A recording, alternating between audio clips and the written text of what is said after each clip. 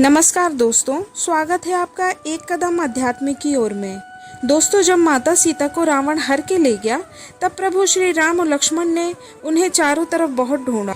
प्रभु श्री राम और लक्ष्मण जब माता सीता को खोजते हुए दंडक वन में पहुंचे तो उनका सामने एक विचित्र दानव से हुआ, जिसका मस्तक और गला नहीं था।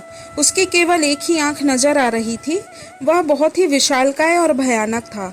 उस विचित्र दैत्य का नाम कबंध था। इस राक्षस का सिर, धड़, मुख, कोई भी अंग सही स्थान पर नहीं था। कहते हैं इसका मुंह इसके पेट के स्थान पर था और इसका दिमाग इसके सीने पर था तथा दोनों के बीचों बीच इसकी आंख थी, लेकिन एक ही आंख थी। कहते हैं जब श्री राम और लक्ष्मण ने उस राक्षस को देखा तो वह बहुत जोर जोर से चिल्ला रहा था। कबंध राक्षस का असली नाम दनु था, जिसका जन्म गंधर्व जाति में हुआ था। वह बचपन से ही अत्यधिक बलशाली व सुंदर था। उसकी सुंदरता के कारण उसके शरीर से एक अलग प्रकाश निकलता था। साथ ही उसे स्वयं भगवान ब्रह्मा जी का भी वरदान था कि उसे किसी अस्त्र से नहीं मारा जा सकता। अपने बल व पराक्रम के कारण उसमें अहंकार आ गया था। सुंदर शरीर होते हुए भी वह राक्षसी रूप धारण करके ऋषि मुनियों को डराया करता था। कबंध ऐसे ही राक्षसों के भयानक रूप धारण करके प्रतिदिन किसी न किसी ऋषि को डराया करता था। एक दिन उसने एक ऋषि को डराने के लिए भयानक राक्षस का रूप धारण किया। ऋषि के पास कई दैवीय शक्तियां थीं। वे दनु के ऊपर अत्यंत क्रोधित हो गए। इसी क्रोध में उन्होंने श्राप दिया कि वह जिस प्रकार का रूप धारण करके उन्हें डरा रहा है वही उसका हमेशा के लिए रूप हो जाएगा और वह राक्षसों के जैसा ही व्यवहार करेगा। ऋषि के श्राप के कारण दनु का शरीर वैसा ही रह गया। उसकी दोनों भुजाएं अत्यंत लंबी व विशाल बन गई और सारा दिव्य ज्ञान विलुप्त हो गया। अब वह राक्षस की भांति व्यवहार करने लगा।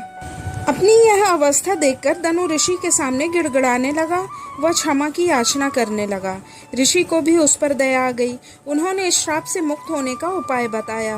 उन्होंने कहा कि एक दिन भगवान श्री राम अपने भाई लक्ष्मण के साथ माता सीता को ढूंढते हुए यहाँ आएंगे। वह तुम्हारी दोनों भुजाएं काट देंगे। इसके बाद जैसे ही वे तुम्हारा दाह संस्कार करेंगे तो तुम श्राप से मुक्त हो जाओगे, पुनः अपने इसी शरीर को प्राप्त करोगे।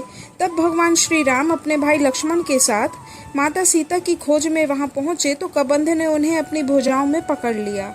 इससे क्रोधित होकर लक्ष्मण ने उनकी दोनों भुजाएं काट दी। यह देखकर कबंध ने उन दोनों का परिचय जानना चाहा। जब कबंध को पता चला कि ये ही प्रभु श्री राम और लक्ष्मण हैं तो उसने अपनी सारी बात बता दी और साथ ही यह भी बताया कि पुनः अपने गंधर्व शरीर को प्राप्त करने के बाद वह माता सीता की खोज में उनकी सहायता कर सकता है।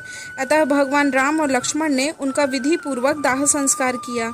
दाह संस्कार होते ही कबंध को ऋषि के श्राप से मुक्ति मिली और पुनः अपने दनु गंधर्व के शरीर को प्राप्त किया। इसके बाद उसने भगवान राम को उनकी भक्त शबरी का पता दिया और बताया कि वहां से उन्हें सुग्रीव तक पहुंचने का रास्ता मिलेगा, जो माता सीता को ढूंढने में उनकी सहायता करेंगे।